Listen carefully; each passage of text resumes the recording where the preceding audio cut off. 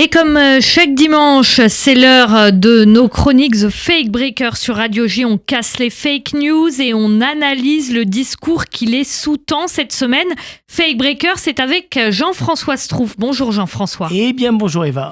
Cette semaine, on revient sur une déclaration de la présidente du groupe LFI à l'Assemblée nationale, Mathilde Panot. Dimanche dernier, dans le grand jury RTL Le Figaro M6, Mathilde Panot a évoqué des fausses communes retrouvées près d'un hôpital de Gaza où elle accuse Israël d'avoir enterré des cadavres de Palestiniens. Qu'en est-il exactement, Jean-François ? Alors, sur l'accusation, c'est encore pire que ça. C'est pas simplement des fausses communes.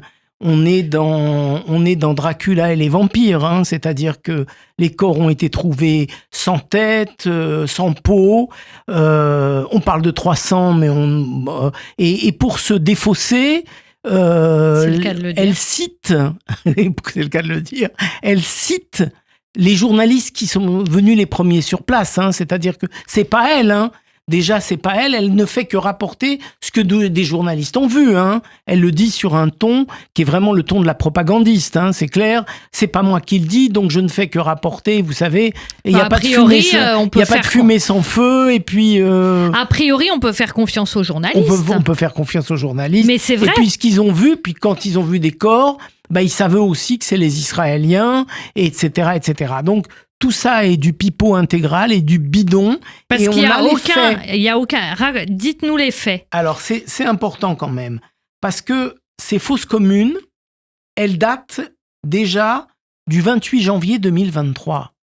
Il y a déjà au moins 15 mois que les Palestiniens ont creusé eux-mêmes et on a des scènes et on voit les Palestiniens creuser les fausses communes. Il s'agit d'évacuer les morts de l'hôpital Al-Shifa, peut-être des résultats d'opérations qui n'ont pas réussi, peut-être des corps de la mort.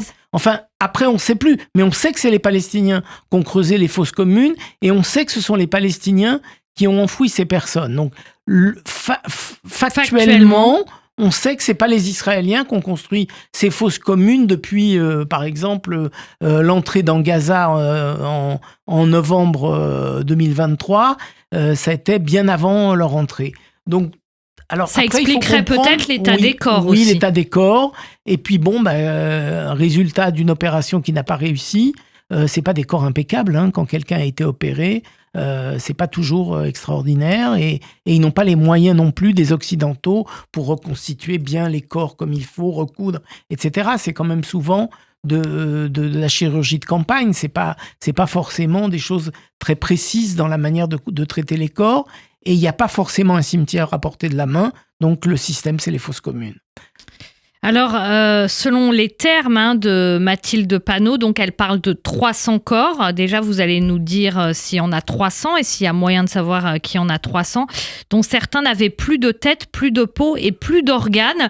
Certains rappellent que cette accusation, de façon consciente d'ailleurs, ou pas, de Mathilde Panot, elle est faite pendant les fêtes de Pessah. Alors, c'est quand même quelque chose d'assez significatif. Ça rappelle tout simplement l'accusation de crimes rituels contre les Juifs qui fabriquaient, selon les antisémites les plus virulents, la matzah était faite du sang des victimes que les Juifs avaient égorgés, assassinés, massacrés. En général, c'était des enfants chrétiens, en tout cas ce qui est dit selon le Moyen-Âge. Mais ça, c'était les enfants chrétiens, mais il y a aussi la même histoire horrible racontée dans le monde musulman, hein. Les deux existent, les deux cohabitent. Mais il y a aussi d'autres choses. Et je voudrais vraiment insister là-dessus, Eva. La première chose, c'est que l'utilisation des fausses communes comme moyen d'obtenir le départ de celui qu'on n'aime pas, ça a déjà été fait au Mali par Wagner. Le 22 avril 2022, ça a été fait par le groupe Wagner au Mali pour obtenir la délégitimation de la présence française au Mali. Et qu'est-ce qu'on a obtenu ? On a obtenu effectivement que le monde occidental a bien compris que c'était de la propagande, mais celui qui veut y croire, à savoir le Malien de base, il a adhéré à la thèse de Wagner, il a tout fait pour chasser les Français.